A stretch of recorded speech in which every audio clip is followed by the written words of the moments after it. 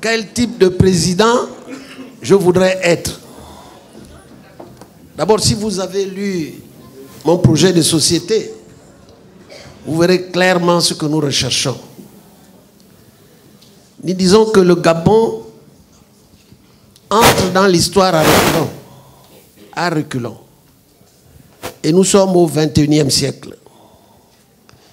Il faut donc entrer de plein pied dans la modernité. Ça veut dire simplement, lorsque je dis le Gabon à l'abri de la peur, le Gabon à l'abri de la violence, le Gabon à l'abri du besoin, vous comprenez. La peur, c'est la dictature. Il nous faut donc absolument mettre en place un système qui est l'opposé de celui actuel. Comment? Il nous faut réformer les institutions. D'abord, la justice ne doit pas être au service du politique et de l'État. La justice doit être indépendante. Ce n'est pas chose facile à faire, mais c'est ça. Une justice qui lie le droit et non pas qui obéit à des ordres venus d'en haut. Une justice indépendante. Une cour constitutionnelle qui dit le droit, qui n'est pas au service d'une famille et d'un clan pour qu'elle se penche toujours du côté de ce pouvoir et pour maintenir, ça fait déjà un demi-siècle et il cherche encore à s'y maintenir pour un autre demi-siècle. C'est un rêve qui ne peut pas se réaliser. Donc nous voulons que les institutions soient des institutions indépendantes au service de l'État et au service de la nation et du peuple. La justice se rend au nom du peuple. Celle de Mboranso, il a rendu au nom de la famille. Vous voyez, nous pouvons continuer comme ça sans fin au niveau des institutions.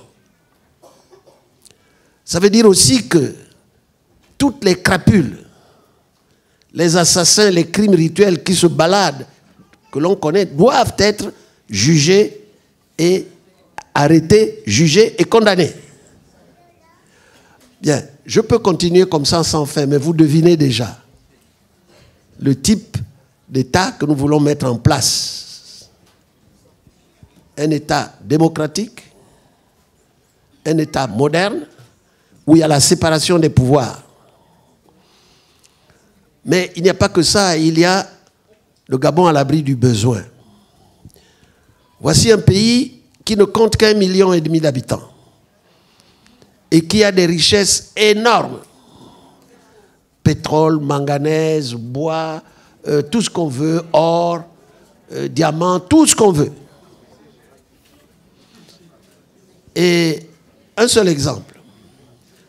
Lorsque les prix du pétrole, qui n'était au temps de l'âge Omar Bongo, qui ne dépassait jamais 25 $. C'était entre 10 et 25 $. Dès l'arrivée de ce petit-là, ils sont passés à plus de 110 $.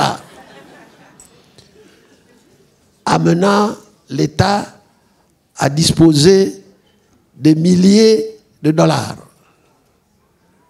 Qu'a-t-il fait avec tous ces milliers de dollars?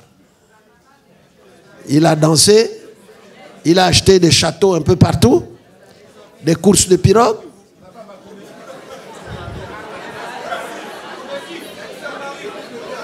Il n'a fait que ça. Et nous nous disons que les richesses du Gabon doivent profiter aux Gabonais. Comment? En mettant l'accent sur l'homme, sur les Gabonais, par l'éducation, par la santé, par la sécurité sociale, par le logement, par les routes, par l'électricité. Tout ce qui peut profiter aux Gabonais et non pas à des constructions pharaoniques dans le monde. À des petits Dubaï par ici qu'on n'a jamais vu de jour. Alors, voilà ce que nous déplorons. Nous allons donc faire tout à fait le contraire. Vous devinez. Un exemple, le Gabon compte pratiquement 100% de terres arables non cultivées. Et nous importons 80% de ce que nous consommons. Quel paradoxe!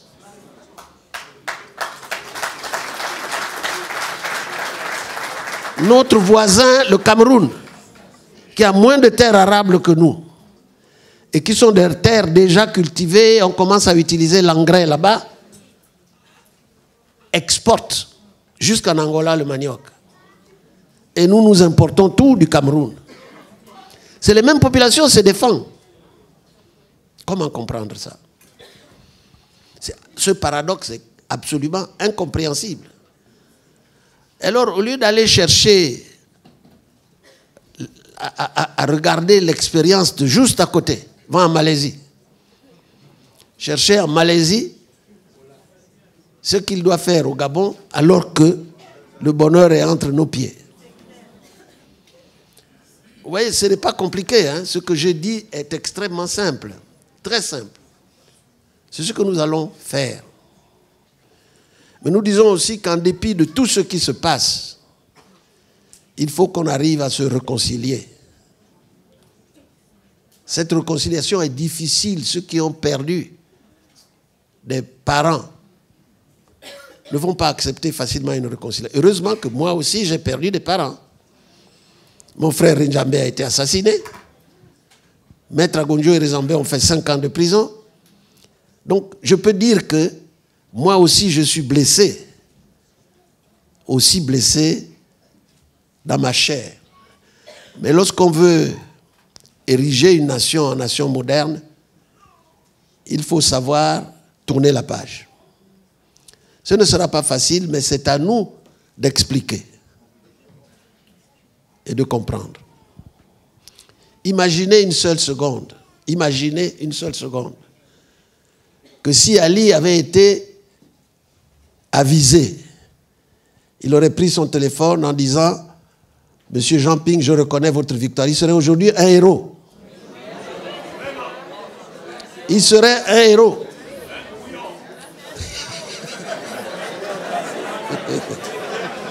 Il a préféré être un zéro.